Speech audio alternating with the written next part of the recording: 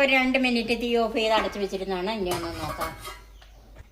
വെള്ളക്കടല വെള്ളക്കുറുമ റെഡിയായി. ഇനി ഇതിൻ്റെ അകത്ത് അല്പം കളർ വേണമെങ്കിൽ മഞ്ഞൾപ്പൊടി ആദ്യമേ ചേർത്ത് കൊടുക്കാം കേട്ടോ. എനിക്കിത് വെള്ളക്കുറുമയാണ് ഇഷ്ടം, അതുകൊണ്ടാണ് ഞാൻ ഇങ്ങനെ ഉണ്ടാക്കിയത്. ഇനി നമുക്ക് സെർവിങ് ഡിഷിലേക്ക് മാറ്റാം. ഇത് ചപ്പാത്തി, അപ്പം, പുട്ട് എല്ലാത്തിൻ്റെ കൂടെ ചോറിൻ്റെ കൂടെയും നല്ലതാണ്.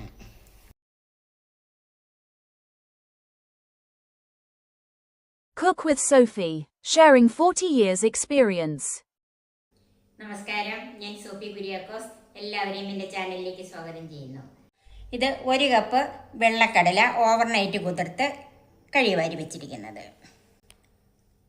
1 മീഡിയം സവാള, ഒരു 8-10 വെളുത്തുള്ളി അല്ലി, ഒരു മീഡിയം കഷ്ണം ഇഞ്ചി, 4 പച്ചമുളക്, കുറച്ച് കറിവേപ്പില. ഓൾ സ്പൈസസ് ആയിട്ട് 2 ഏലക്ക, 3 ഗ്രാമ്പു, ഒരു തക്കോലത്തിൻ്റെ 1 അല്ലി, ഒരു ചെറിയ പട്ട, ഒരു ചെറിയ ബേ ലീഫ്, 1/4 കപ്പ് തേങ്ങ. ഇത് ഞാൻ ഫ്രീസറിൽ വെച്ചുകൊണ്ടാണ് ഇങ്ങനെ ഇരിക്കുന്നത് കേട്ടോ. 1 ടീസ്പൂൺ പെരിഞ്ജീരകം, വലിയ ജീരകം, 2 ടീസ്പൂൺ മല്ലിപ്പൊടി, 1/2 ടീസ്പൂൺ ഗരം മസാല, 1 ടീസ്പൂണോളം കുരുമുളക് മുഴുവനോടെ, ഒരു 15 കാഷ്യൂനട്ട്, വെളിച്ചെണ്ണ, ഉപ്പ്, വെള്ളം. ആദ്യം നമുക്ക് കടലയൊന്ന് വേവിച്ചെടുക്കാം. അതിനെ ഒരു കുക്കറിലേക്ക് മാറ്റാം.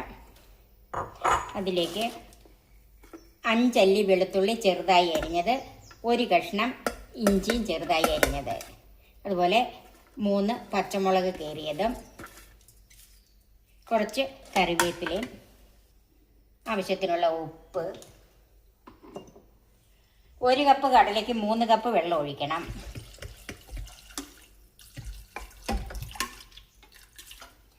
ഇത് 5 വിസിൽ കേൾക്കണം. 1 വിസിൽ ഹൈ ഫ്ലെയിമിലും 4 വിസിൽ ലോ ഫ്ലെയിമിലും. കടല വേകുന്ന നേരത്തിൽ നമുക്ക് ഇതിനൊരു അരപ്പുണ്ടാക്കി വെക്കണം. അതിന് മിക്സിയുടെ ജാറിലേക്ക് തേങ്ങ, കാഷ്യൂനട്ട്, പെരിഞ്ജീരകത്തിൻ്റെ പകുതി, വെള്ളം ഒഴിച്ച് നല്ല പേസ്റ്റായിട്ട് അരച്ചെടുക്കണം.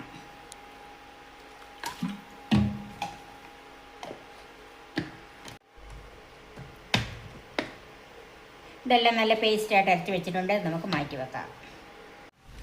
ബാക്കി പച്ചമുളക് ചെറുതായിട്ട് അരിഞ്ഞ് വെച്ച്, ഇഞ്ചിയും വെളുത്തുള്ളിയും ചെറുതായി അരിഞ്ഞ്, സവാള ഇതുപോലെ ചെറുതായിട്ടാണ് അരിഞ്ഞിരിക്കുന്നത്. ഇനി നമുക്ക് കുറുമ ഉണ്ടാക്കാം. ചൂടായ പാനിലേക്ക് വെളിച്ചെണ്ണ ഒഴിക്കാം.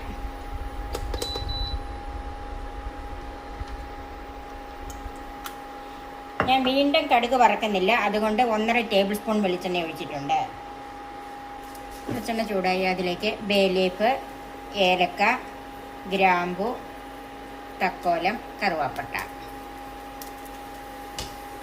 ഇതൊന്ന് മൂത്ത് വരണം. ഒത്തിരി സമയമൊന്നും വേണ്ട, ഒന്ന് മൂത്ത മണം വരുമല്ലോ. മൂത്ത മണം വന്നിട്ടുണ്ട്. അതിലേക്ക് മുഴുവനോടെ വെച്ചിരിക്കുന്ന കുരുമുളക്, ബാക്കി പെരിഞ്ജീരകം കുറച്ചിടണം.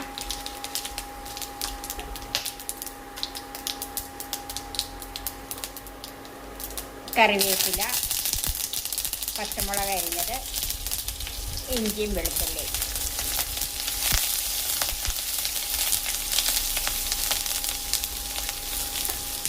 ഇതിലേക്ക് ചെറുതായിട്ട് അരിഞ്ഞു വെച്ചിരിക്കുന്ന സവാള ചേർക്കാം.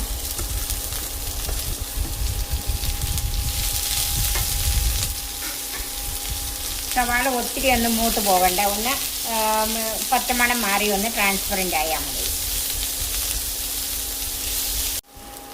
ഇപ്പം സവാള നല്ല ട്രാൻസ്പെറൻ്റ് ആയിട്ടുണ്ട്. ഇനി നമുക്ക് തീ ഓഫ് ചെയ്യാം. പൊടികൾ ചേർക്കാം. ഈ മല്ലിപ്പൊടി ഒന്നും ഒത്തിരി അങ്ങ് മൂത്ത് പോകണ്ട, അതുകൊണ്ടാണ് തീ ഓഫ് ചെയ്തിട്ട് ചേർത്ത് കൊടുത്തത്. അതിലേക്ക് ഗരം മസാലയുടെ പകുതിയും കൂടെ ചേർക്കാം. ഈ ചൂടിലൊന്ന് പച്ചച്ചവയിന്ന് മാറി കിട്ടിയാൽ മതി. ഇപ്പം മല്ലിപ്പൊടിയുടെ പച്ചച്ചവയൊക്കെ മാറിയിട്ടുണ്ട്. അതിലേക്ക് വേവിച്ച് വെച്ചിരിക്കുന്ന കടല ചേർക്കാം. ഇത് നമുക്ക് തീ ഓണാക്കാം.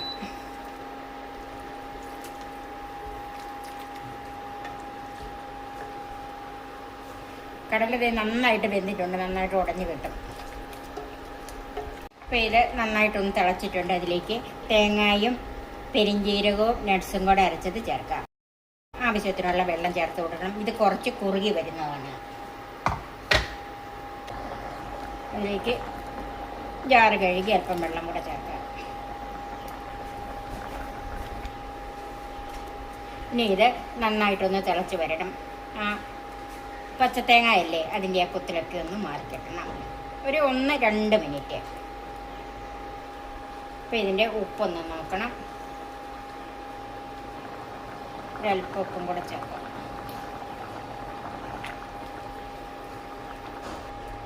ഇതിൻ്റെ കൂടെ നട്ട്സ് അരയ്ക്കാൻ ഇഷ്ടമില്ലാത്തവരൊക്കെ ഈ കടല തന്നെ വേവിച്ചിട്ട് അതും കൂടെ ഇതിൻ്റെ കൂടെ അരച്ച് ചേർക്കും. അല്ലെങ്കിൽ ഉരുളക്കിഴങ്ങ് വേവിച്ച് അതും ഉടച്ച് ചേർക്കാം. ഇപ്പം കറി നന്നായിട്ട് തിളച്ചിട്ടുണ്ട്. തീ ഒന്ന് കുറച്ചിട്ട് കൊടുക്കണം. അതിലേക്ക് ബാക്കി വെച്ചിരിക്കുന്ന ഗരം മസാലയും കുറച്ച് കറിവേപ്പിലയും കൂടെ ചേർത്ത് കൊടുക്കാം. ഇനി തീ ഓഫ് ചെയ്ത് ഒരു 2-3 മിനിറ്റ് ഒന്ന് മൂടി വെക്കാം. ഇപ്പോൾ ഒരു 2 മിനിറ്റ് തീ ഓഫ് ചെയ്ത് അടച്ചു വെച്ചിരുന്നാണ്. ഇനി ഒന്ന് നോക്കാം.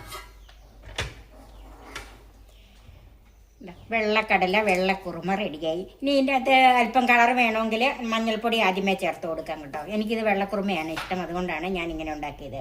ഇനി നമുക്ക് സെർവിങ് ഡിഷിലേക്ക് മാറ്റാം. ഇത് ചപ്പാത്തി, അപ്പം, പുട്ട് എല്ലാത്തിൻ്റെ കൂടെ ചോറിൻ്റെ കൂടെയും നല്ലതാണ്. നിങ്ങളെല്ലാവരും ഇതൊന്ന് ട്രൈ ചെയ്ത് നോക്കണം. എല്ലാവർക്കും ഇഷ്ടപ്പെടും.